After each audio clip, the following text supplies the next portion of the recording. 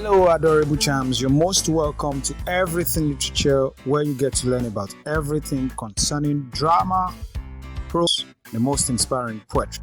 Take seats and enjoy the class.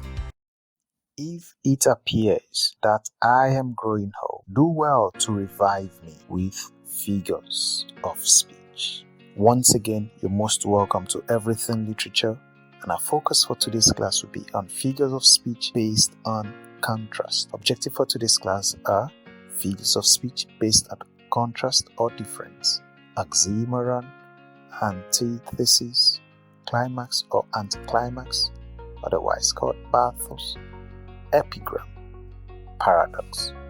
A quick recap on the meaning of figures of speech. Figurative language is the opposite of literal language. Literal language means exactly what it says or what an expression means. Figurative language means something different to, usually more than, what an expression is on the surface. In terms of the usefulness, figures of speech used to add deeper meaning and interest to words and to also awaken the imagination. For the purpose of it being used in writing, we use it for the sake of emphasis, creativity, clarity, rhythm, novelty, peculiarity, style, and so on. Figures of speech are actually divided into two, or grouped into two. We have trope. Trope is a figure of speech in which the use of a word changes the meaning of a sentence. Trope is gotten from the Greek word tropos, meaning turn, that is, turning the meaning of a sentence into another by the use of a word. And the second is scheme. Scheme is from the Greek word schema, meaning form or shape. Scheme refers to a change in the usual order of a word or words for the sake of rhetorical effect. Now, what this has to do with is the arrangement of words based on order, letters, syntax, sounds, whereas trope, on the other hand, deals with modifying the meaning of a word. But we already established in the series so far that we will not be working with the trope and scheme for the fundamental level of figures of speech. At the advanced level, we'll delve into that. At the basic level, we're going to work with the 7 classifications of figures of speech. We have figures based on similarity or agreement. Under that, we have simile and metaphor. Second, we have figures based on sound, where we have onomatopoeia, alliteration, consonants, assonance, paronomasia, or what we call pun. Then we have figures based on association, which we discussed in our last class, typology, metonymy, synecdoche, and specifically for today's class, we'll focus on figures based on difference, where we have epigram, oxymoron, anti-thesis, climax, anti-climax, or what we call pathos, and we have paradox. And next on the classifications of figures of speech, we have figures based on imagination, figures based on indirectness or oppositeness, and figures based on construction. And the mnemonic for these happens to be SSA DIIC. SSA DIIC, that is S for similarity, the other S for sound, D A for association, D for difference, I for imagination, the second I for indirectness, and the last C for construction. Figures based on difference or contrast. This refers to placing together words or phrases or expressions that are in opposition or contrast. E.g., A and B are different, yet we put A, B together. Okay, so we're going to get it when we take a look at some examples as the class progresses. Now, the first one we have is epigram. Epigram simply means a brief but witty saying. Oxymoron is the next, which is opposite or contrasting words placed side by side. Anti-thesis, which is the next, is opposite or contrasting statements placed side by side. So while oxymoron deals with opposite words placed side by side, anti-thesis has to do with opposite statements placed side by side. And the next we have is climax. Climax has to do with from the least to the most important. It's the ascending order. Anti-climax, which is otherwise called pathos, is from the most to the least important. This is more or less like descending order. Then we have paradox. Paradox simply means absurd at first, but meaningful on a deeper outlook. Okay, so what is epigram? An epigram is a short, memorable interesting surprise satirical statement. It is a brief witty story or poem that seems contradictory, but on closer examination sounds correct and witty. Since its Greek origin means to write on or to inscribe, epigram is usually likened to epithets, epigraph, and likes. Now let's break it down. An epigram should not be confused with aphorism. An aphorism is a short statement that reveals a universal truth. An epigram is a satirical statement with a funny twist. So let's take a look at these examples. The early bird gets the worm. It's like a universal truth. So it's more or less like an aphorism. Genius is 1% inspiration and 99% perspiration. This is more or less like a universal truth as well. Okay, so this can be referred to as aphorism. But let's take a look at this. Clever men are good, but they are not the best. Wow, it appears like a short, memorable satirical statement, like it's a satire. We can take a look at the expression one more time, but we get to discover that it's not a universal truth. It's not in all cases that we can agree that clever men are good, but they are not the best. In some cases, clever men are actually the best, but not all the time. Okay, so while aphorism portrays universal truth, epigram actually deals with satirical statement. Okay, so for examples, we have if you can't be a good example, you will just have to be a terrible warning. This is by Catherine the Great. Now, it's not a universal truth that if I'm not a good example, or if someone is not a good example, that definitely there will be a terrible warning. No, it's not a universal truth. Okay, but it's just like a short way to say it is better to light a candle than to cause the darkness. This is another example of epigram. It's just something short, it's just something striking, something straight to the point. Okay, next we have oxymoron. What is oxymoron? Ox, moros. Ox means sharp, moros means dull or foolish. If these antonyms are put together, we have the expression sharply dull, something like that. So oxymoron is a literary device that places two opposite words together to create a sharp contrast. Let's take a look at the following examples. I gave a silent scream. I gave a silent scream. Wait, how is a scream going to be silent? That's like two opposite or two contrasting words placed side by side. It was a deafening silence. How can silence be deafening? That means it's expected to have a very loud noise to have something that would be deafening. Okay, he was such a wise fool. How can a fool be wise? Okay, the man is nothing but a poor millionaire. We all go through some dark days. Days is actually like the light period of time. Okay, where the sun is out and we're having dark days. Okay, the scenario was a pretty ugly one. Pretty ugly. That's oxymoron. Okay, so let's break it down. Oxymoron has to do with placing side by side two contrasting words in order to create a sharp effect. It is quite different from antithesis. Oxymoron is at the word level, while antithesis is at the statement level.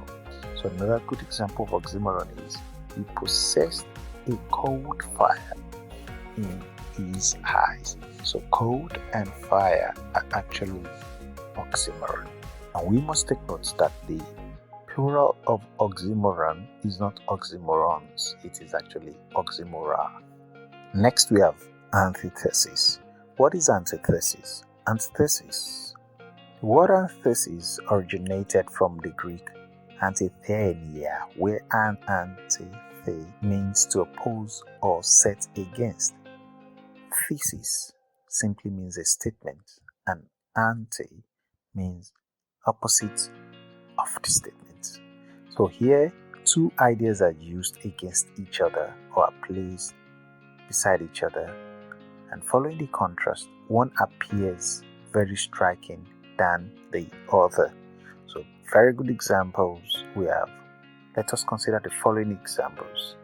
God made the country, man made the town. So the thesis, that is the statement first indicated, is that God made the country. The antithesis, that is the opposite of the first statement, is man made the town. United we stand, that's the thesis. Divided we fall, that's the antithesis. Okay, so together we have the antithesis being achieved.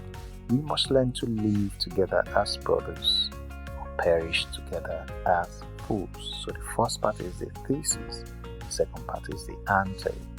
All together we have antithesis. Okay, so let's break it down. Antithesis has to do with the placing side by side two contrasting statements or ideas in order to create a sharp effect. It is quite different from oxymoron. Oxymoron is at the word level, while antithesis is at the statement level. Take for instance, he possessed a cold fire in his eyes, which we discussed earlier, is an oxymoron because we have cold and fire, two contrasting words, not statements, now being placed side by side. Then we have united we stand, divided we fall, which happens to be two contrasting statements because united we stand is a statement on its own, divided we fall is another statement on its own. Then with this we have antithesis. Next we have climax. What is climax? From its etymology, that is origin, climax refers to staircase or ladder. As a figure of speech, climax shows the upward movement in an expression, that is, arrangement of words, phrases, clauses, or sentences in ascending order, low to high, of increasing importance. Let's take a look at some examples. Some are born great, some achieve greatness, and on some greatness is thrust. I came, I saw, I conquered. And this is climax because we have arrangements of expressions based on the increasing importance. The first thing is that I came. The next important thing is that I saw. The most important of it all is that I conquered. So we are actually moving from the low to the high. Now, a proper breakdown of it is this example. The man lost his purse, which is the least important, his job, which is quite important, and his life, which is like the most important. So we can see it like a kind of staircase or climbing a ladder. The man lost his purse, his job, and his life. Okay, so let's take note of this. Climax as a figure of speech is different from climax, referring to the highest point of action or excitement in a story. Next is anti-climax. What is anti-climax? Anti-climax, which is otherwise known or referred to as bathos, is the opposite of climax. Anti-climax is the arrangement of words, phrases, clauses, or sentences in descending order. It is from the high to the low, of decreasing importance. So let's take a look at these examples. He lost his wife, his child, his household properties, and his dog at one fell swoop of fate. I will do my best for God, for my country, and for my town. So, a proper breakdown of this, let's make use of the previous example which is under climax. The man lost his life, his job, and his purse. Now we are moving from the most important, which is his life, down to the least important, which is his purse. Okay? Now let's take note of this as well. Anticlimax as a figure of speech is different from anticlimax in the plot of a story. In the plot structure of a story, anticlimax refers to the fall in action, that is, when the tension or excitement of the action begins to decrease. This is quite different from when it is serving as a bathos or used as a figure of speech. Last but not least, we have paradox. What is paradox? From the Greek, para meaning distinct from or contrary to, and doxa or doxon meaning opinion. Paradox is a statement which appears absurd, that is untrue, on the first outlet, but really true on a deeper reflection. Hence, paradox is a statement contrary to common belief or expectation. Let's take a look at these examples. The child is the father of the man. It appears like, oh, this is untrue. How can the child be the father of the man? On a deeper reflection, we see that it's actually true. Lord, we can have no freedom. How is that possible? Okay, cowards die many times before their death. How is that true? How is that possible? That's like the next question on mine. He that would save his life must lose it, and he that would lose his life will save it. This is actually an excerpt from the Bible, Mark chapter 8, verse 35. Okay, so let's have a proper breakdown with this particular verse from the scriptures. He that would save his life must lose it, and he that would lose his life will save it.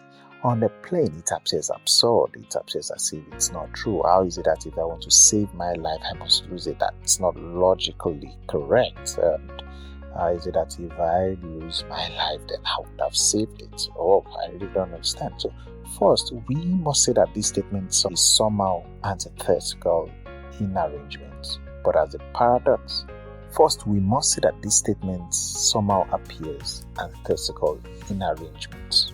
Okay, because we have the first part of the statement as a thesis and the other part as a form of antithesis.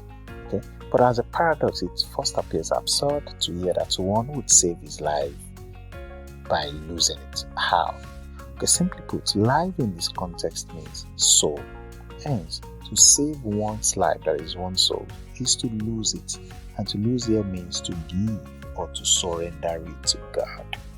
Okay, so we can see now that the statement is now making sense. Okay, and with this, we've come towards the end of today's class, which happens to be figures of speech based on difference or contrast.